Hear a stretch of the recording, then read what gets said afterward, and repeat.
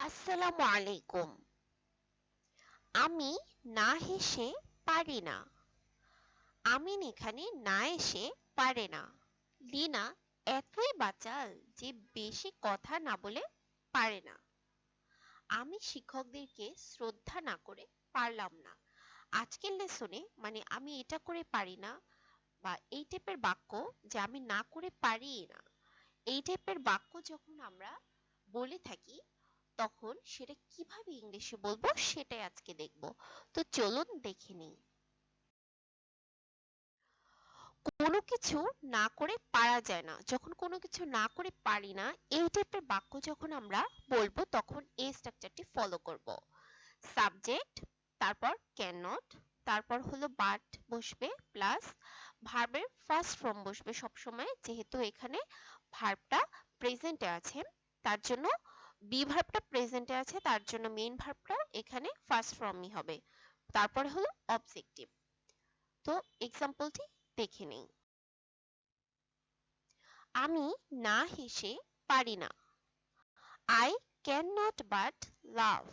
দেখুন এখানে subject I বসেছে আমি, আর হচ্ছে ক্যান নট বি ভার্ব এটা সবসময় বসবে, তারপরে বাট এটাও বসবে, এটা স্ট্রাকচারের মূল ফর্ম। তারপর হলো এখানে ভার্ব হলো হাসা, তার জন্য এখানে লাভ লাভ বসেছে। হাসা ইংলিশ হলো লাভ। আমি শিক্ষকদেরকে শ্রদ্ধা না করে পারি না। I can not but respect the teachers. দেখুন এখানে আই ক্যান নট বাট এটা স্ট্রাকচারের মূল ফর্ম, এখানে ভার্ব হলো শ্রদ্ধা করা রেসপেক্ট, তার জন্য বসেছে, আর অবজেক্ট হলো দ্য টিচার্স। আমিন এখানে না এসে পারে না। Amin can not but come here. Lina এতই বাচাল যে বেশি কথা না বলে পারে না। Lina is so talkative that she cannot but talk more. এরপরে হলো কোনো কিছু না করে পারা গেল না। যখন আমরা এই টাইপের বাক্য বলবো, এর আগেরটা ছিল পারা যায় না আর এবার হলো গেল না, মানে যখন আমরা এটা পাস্ট টেন্সে বলবো তখন আমরা এই ফর্মটি ইউজ করব। সেম থাকবে, just subject plus could not plus but plus ভার্বের ফার্স্ট ফর্ম প্লাস অবজেক্ট সবকিছুই সেম থাকবে, জাস্ট এখানে ক্যানের জায়গায় কুড বসবে। আমি না হেসে পারলাম না। আই কুড নট বাট লাভ।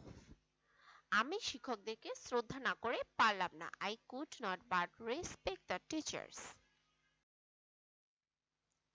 আমিন পরীক্ষায় না এসে পারল না। এই বাক্যটি অবশ্যই আপনারা তৈরি করে জানাবেন। শিমু এতই অসহায় যে চাকরিটা না করে সে পারল না। তো এই দুটো বাক্য অবশ্যই আপনারা নিজেরা তৈরি করে কমেন্ট সেকশনে কমেন্ট করে জানাবেন।